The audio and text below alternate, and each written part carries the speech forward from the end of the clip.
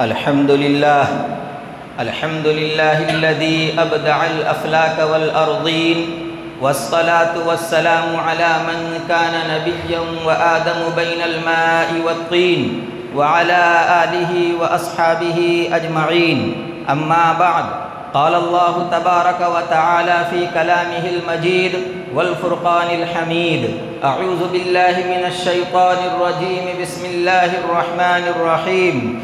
إنا أعطيناك الكوثر فصل لربك وانحر إن شانئك هو الأبتر. وقال تعالى: اتل ما أوحي إليك من الكتاب وأقم الصلاة إن الصلاة تنهى عن الفحشاء والمنكر ولذكر الله أكبر والله يعلم ما تصنعون. وقال تعالى: أقيموا الصلاة وآتوا الزكاة واركعوا مع الراكعين. وقال النبي صلى الله عليه وسلم: بني الإسلام على 5: شهادة أن لا إله إلا الله وأشهد أن محمدا عبده ورسوله، وإقام الصلاة وإيتاء الزكاة والحج وصوم رمضان. متفق عليه.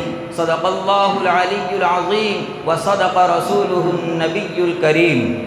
إخواني في الجمعة والحاضرون الجماعة، هذه الآيات الكريمة التي تلوتها آنفا والحديث المبارك الذي قدمته إليكم يدل دلالة صارخة واضحة وضوح الشمس في واضحة النهار على أهمية الصلاة وفرضها. المؤذن يؤذن كل يوم وليلة 5 مرات ويقول بأعلى صوته: حي على الصلاة، حي على الصلاة. ثم يرشد المسلمين إلى سر النجاح والفلاح بقول: حي على الفلاح، حي على الفلاح. لكن واصفاه: نحن نسمع نداء المؤذن ولا نتوجه إلى مساجد الله سبحانه وتعالى، بل نشتغل بتجارتنا ونشتغل بزراعتنا ونشتغل بأموالنا ونشتغل بدكاكيننا وحوانيتنا. فيا أيها المسلمون، بادروا إلى الأعمال الصالحات وسابقوا إلى المغفرة وسارعوا إلى مغفرة من ربكم وجنة عرضها السماوات والأرض أعدت للمتقين، وتوبوا إلى الله توبة نصوحا إن الله يغفر الذنوب جميعا إنه هو الغفور الرحيم. الحمد لله رب العالمين والعاقبة للمتقين، والصلاة والسلام على سيد الأنبياء والمرسلين وعلى آله وأصحابه أجمعين. أعوذ بالله من الشيطان الرجيم. إن الله وملائكته يصلون على النبي يا أيها الذين آمنوا صلوا عليه وسلموا تسليما. اللهم صل على محمد وعلى آل محمد كما صليت على إبراهيم وعلى آل إبراهيم إنك حميد مجيد.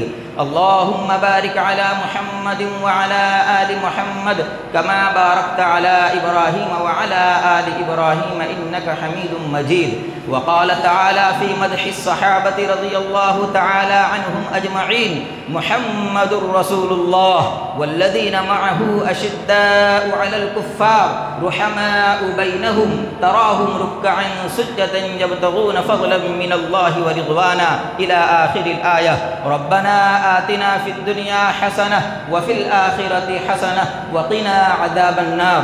اللهم انصر الإسلام والمسلمين واخذل الكفرة واليهود والنصارى والمشركين. اللهم أعز الإسلام والمسلمين، اللهم أعز الإسلام والمسلمين في العالم كله عاجلا أو آجلا. اللهم أصلح أحوال المسلمين في العالم كله ولا سيما في الهند. عباد الله رحمكم الله، إن الله يأمركم بالعدل والإحسان وإيتاء ذي القربى وينهى عن الفحشاء والمنكر والبغي يعظكم لعلكم تذكرون. فاذكروني أذكركم واشكروا لي ولا تكفرون ولذكر الله أكبر والله يعلم ما تصنعون.